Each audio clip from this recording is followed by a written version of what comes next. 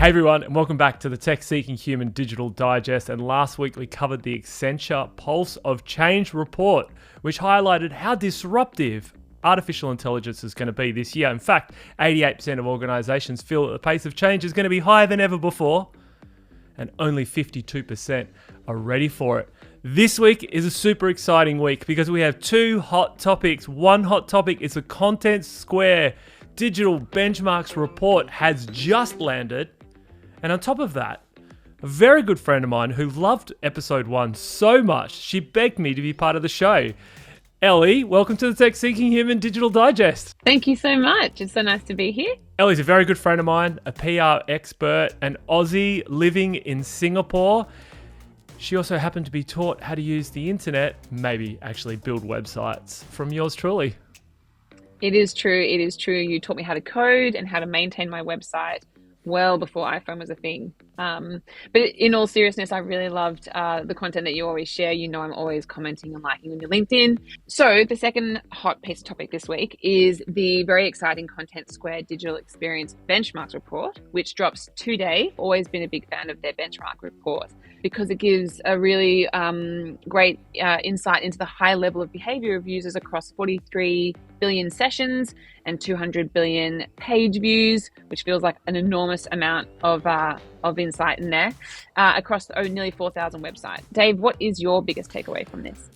I love this report a lot because what it highlights is the big gap between the expectations of what users expect out of digital experiences and what they're getting. Last year's report highlighted that 1 in 3 users were frustrated with their digital experience. This year, it's 2 in 5. Now, Ellie, I think I accelerated myself in maths and I was a little bit higher than what I should have been. But I think that number is bigger. I think people are getting more frustrated and we aren't delivering on the promise of better digital experiences for everyone. I think a lot of those frustrations definitely go unnoticed. I mean, I am a mum of 2 kids. So my time is incredibly limited. So when I want to go and make a purchase or I'm browsing or, my time is so poor, I want the experience to be really fast. I want it to be incredibly seamless. So pretty much I just want like a Netflix or like a Spotify experience kind of to my shopping. The second big stat that I saw is that 60% of brands have had a drop in online traffic and consumption. Naturally, that would also dovetail into the idea of, well, there's increasing frustration, reduced amount of traffic, higher cost to drive these people to your site, which is going to relate to potentially higher bounces and a reduction in conversion rates. And actually the conversion rates were really interesting.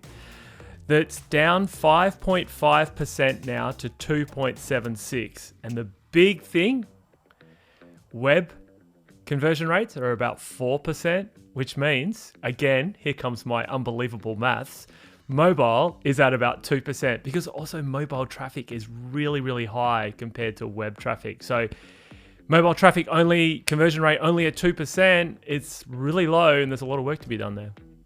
Yeah, like half, wow. But I mean, I guess that makes kind of a lot of sense, right? Because of the way in which we use our phones versus our laptop, right? So what would be your advice here?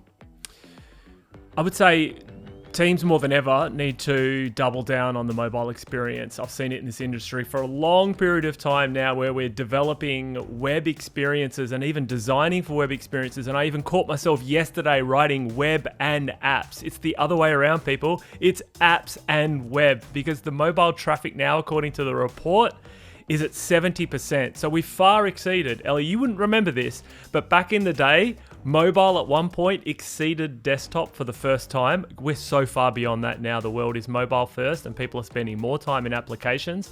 So teams, double down on the engagement that is occurring on your mobile device and the users that are using those mobile devices.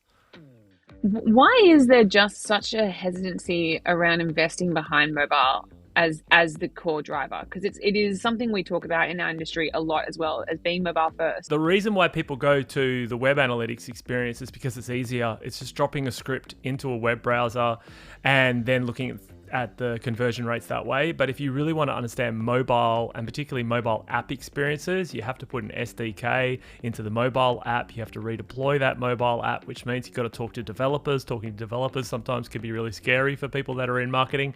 And so it just takes that little bit more effort to get it checked, to get it put into the software. And the other piece also is that it's not as mature when it comes to the solutions, because developing for mobile devices, actually the software that analyzes the software it's a little bit harder to develop it because of the nuances of the mobile devices. Dave, the mobile conversion rate is quite an interesting point. So half of web. Why?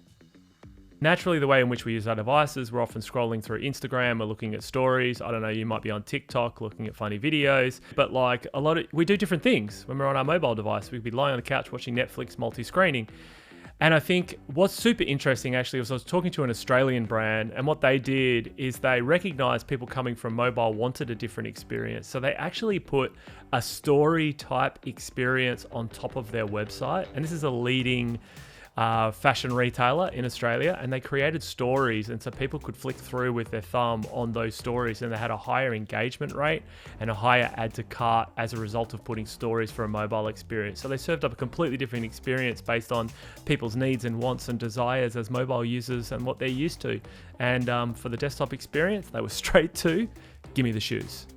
As you can probably tell, we can cover this report for hours. There are so many anecdotes that we can kind of throw into a lot of the insights that have been found. For us, though, the main kind of crux of what we've found is that traffic is down, costs are up, conversions are down, but of course, mobile is definitely the most important thing here. You knocked it on the head. Go download the Contentsquare Benchmarks Report and focus on mobile conversion and engagement, and give people the better experiences that they deserve, even if they are just there to see a Taylor Swift concert. Okay, so if you're interested to read more, you can download the links here. We've provided them here for you on this channel. Or if you have Google, which let's hope that you do, you can download it very easily just by Googling Contentsquare Digital Experiences Report. Not a bad effort, Ellie, for your first attempt. We did try and stick to a script. We got nowhere near it. You won't see all the things that we needed to edit out. Most of them were my fault because I didn't follow the script, and Ellie was actually really good. So it was great to have you on the show. I believe she wants to change the name of this episode and this podcast to something else. Stay tuned.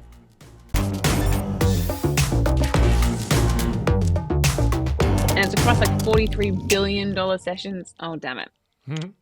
$43 billion worth of sessions. That's a lot of money. I was thinking of the comment you made about Dr. Evil.